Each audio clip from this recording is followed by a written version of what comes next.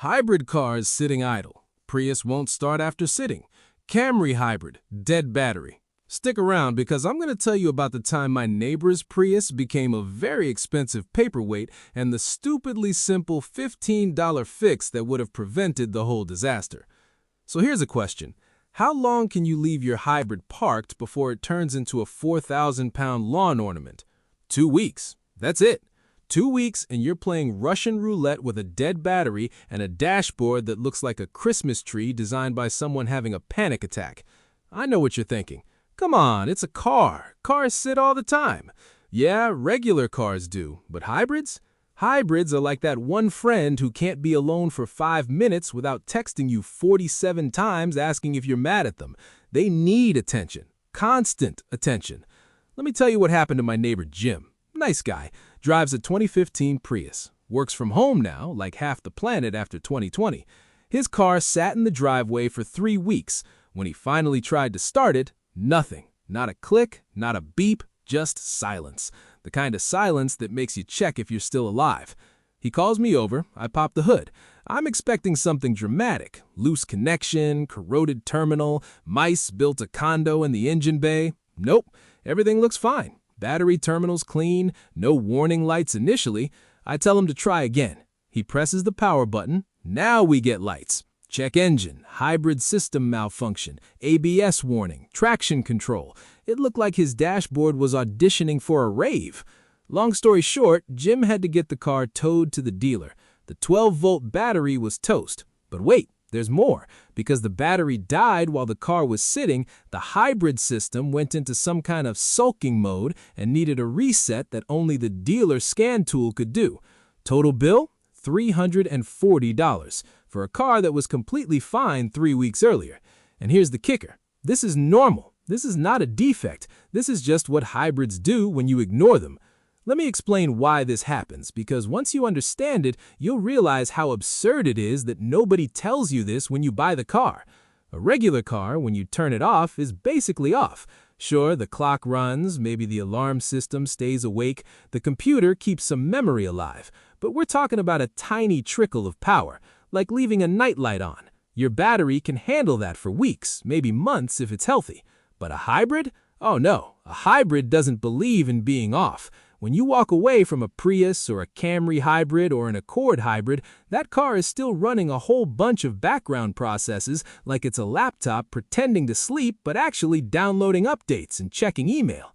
The hybrid battery management system is monitoring cells. The control modules are in standby mode. The security system is more paranoid than your phone tracking your location. All of this is pulling power from that little 12-volt battery. And I mean little. Most hybrids use a smaller battery than regular cars because they don't need it to crank a big starter motor. The hybrid system starts electronically, so they cheap out and put in a battery the size of a toaster. Now here's where it gets stupid. That tiny battery is getting drained at 2 or 3 times the rate of a normal car.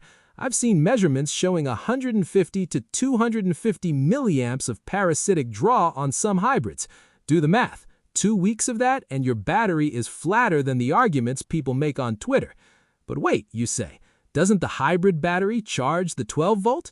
Sure, when the car is running. When it's off, the 12-volt is on its own. No help, no backup, just slowly dying in the driveway like a forgotten houseplant. And when that 12-volt dies, the whole car has a meltdown because the hybrid system needs that 12-volt to wake up the computers that control everything. No 12-volt power? The hybrid battery just sits there, fully charged, useless, like having a full tank of gas but no keys. Here's something most people don't know. When the 12-volt voltage drops below a certain point, some hybrids lock themselves into a protective mode. It's like the car decides, you know what, I've been emotionally neglected. I'm not starting until we have a serious conversation with a dealership technician. I talked to a mechanic who works exclusively on hybrids. He told me he sees this constantly. People go on vacation, 2 weeks later they come back, car won't start.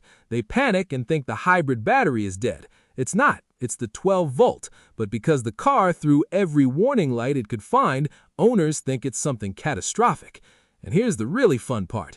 If that 12-volt battery sits dead for days or weeks, it gets damaged permanently. Lead-acid batteries hate being fully discharged. They develop sulfation. Even if you recharge it, it's never the same. It's like that friend who says they forgive you but brings it up every time you hang out.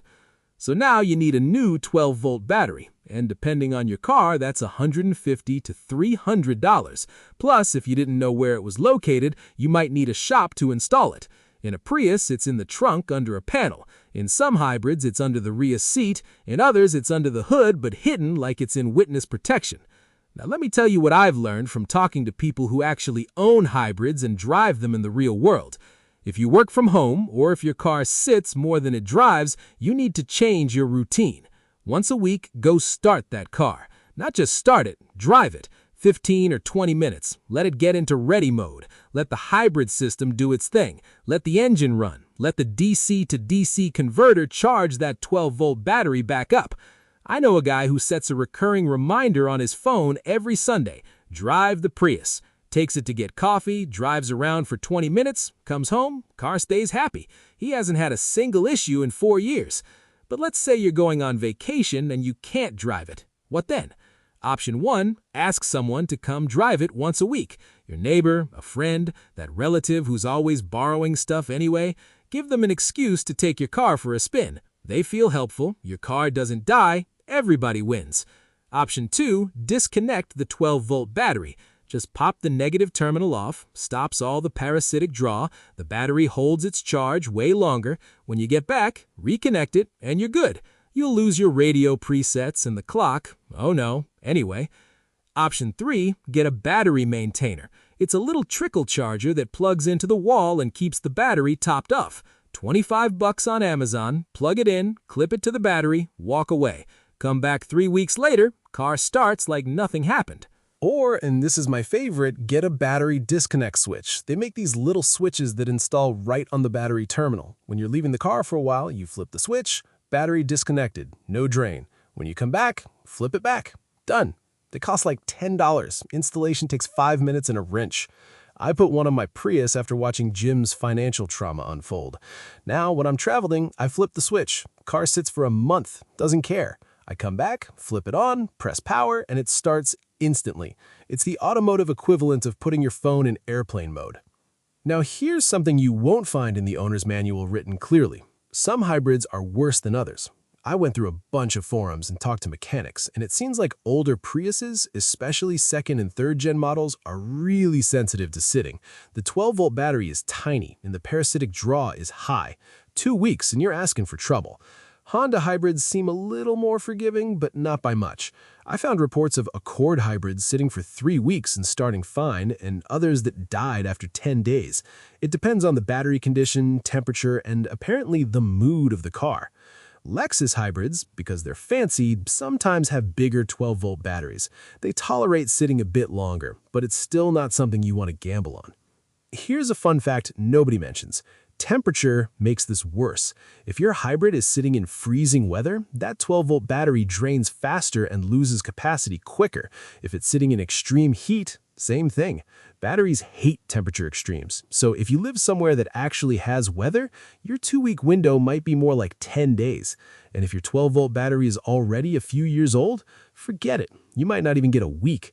I saw a forum post from a guy in Minnesota, left his Prius at the airport for 9 days in January. Came back, dead.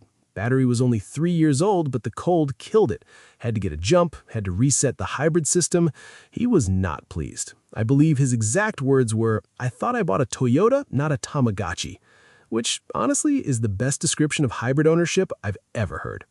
Now let's talk about what happens if you ignored all of this and your hybrid is already dead in the driveway.